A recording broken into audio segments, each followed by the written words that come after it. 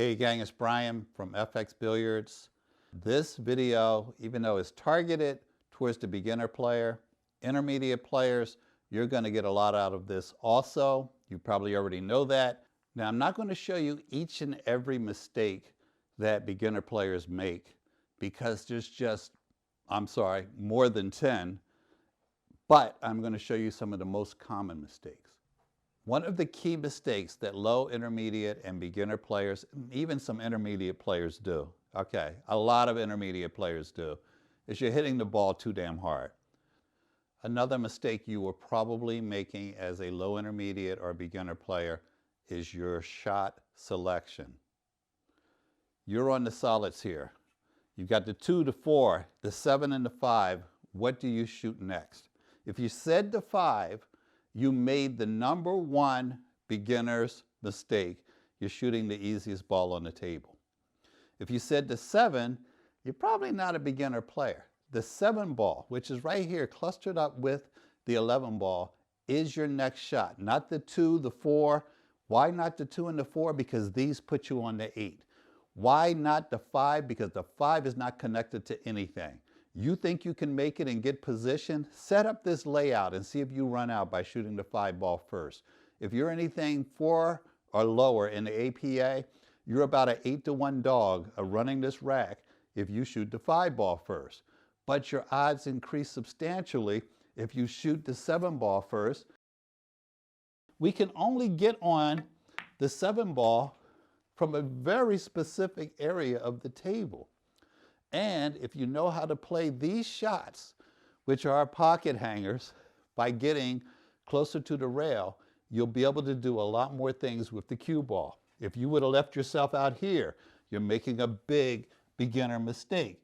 By getting close to the rail, I can take angles that allow me to get on these other shots, whether it's the 4 or the 2 ball. So stop thinking that the easiest shot on the table is the right shot for you.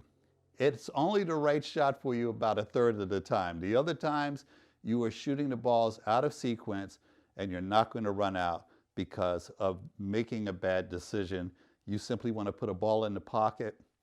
Go ahead, put balls in the pocket and go over and pick up the rack, because that's basically what you're going to be doing, is racking if you are always simply shooting the easiest shot on the table.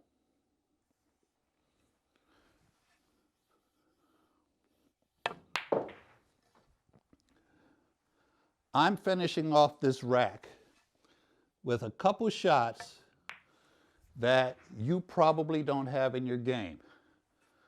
A mid-range draw shot to get perfect position, a shot with high left-hand English to get position on this 8 ball. Even the shot from the 5 to get over here. You may not have those in your game, which brings us up to number 3. One of the reasons you're not playing good position is because you are doing more than you're capable of.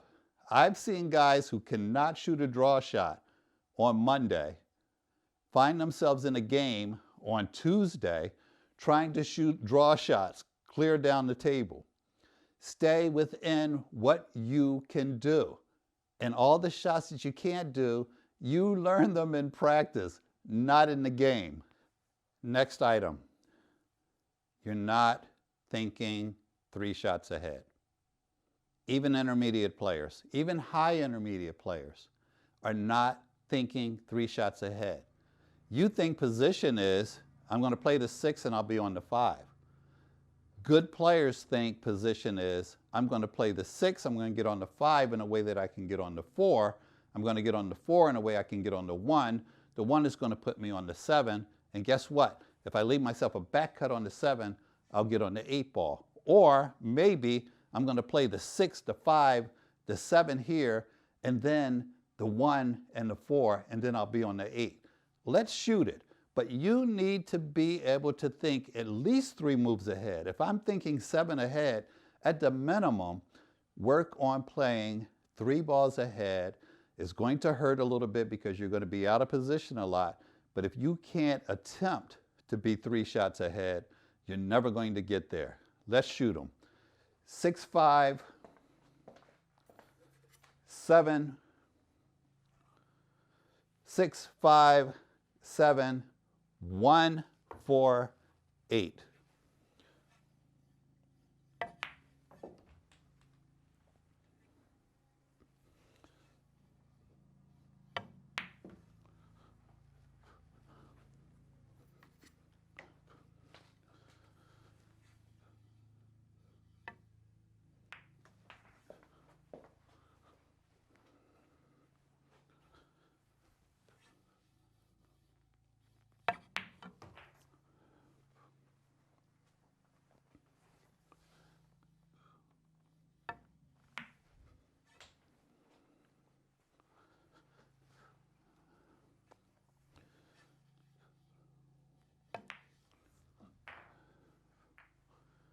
Let me ask you, have you ever done this or this or this, trying to figure out where the cue ball is going to go when you make an object ball? Oh, if I come over here and I do this, this is going to go straight to the 3 ball. This is the tangent line.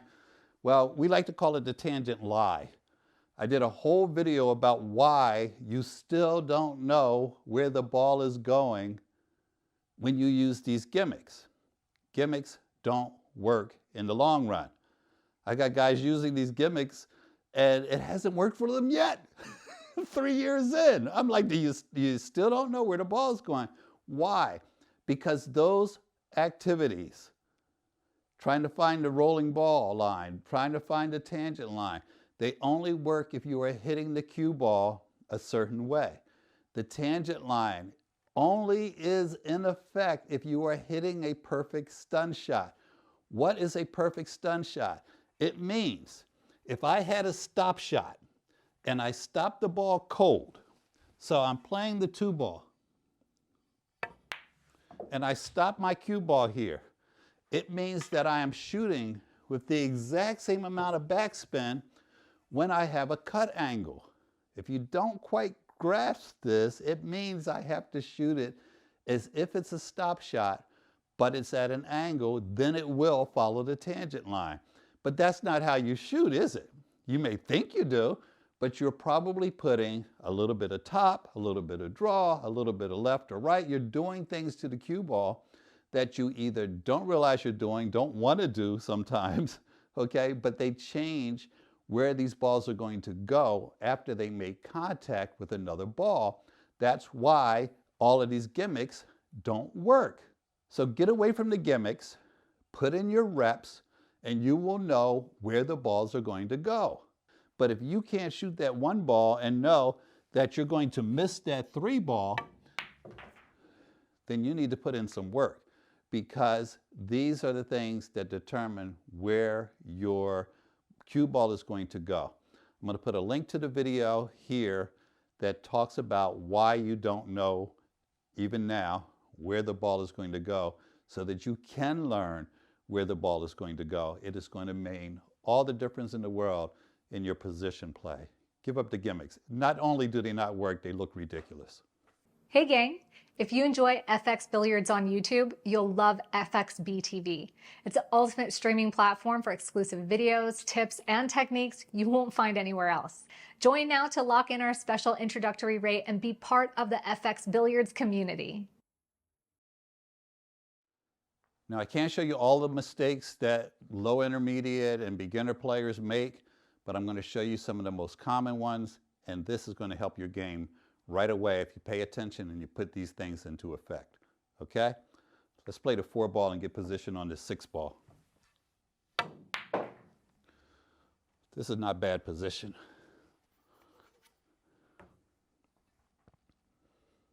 Ah, this is too easy.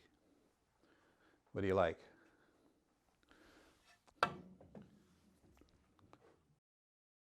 That would have been great. Oh.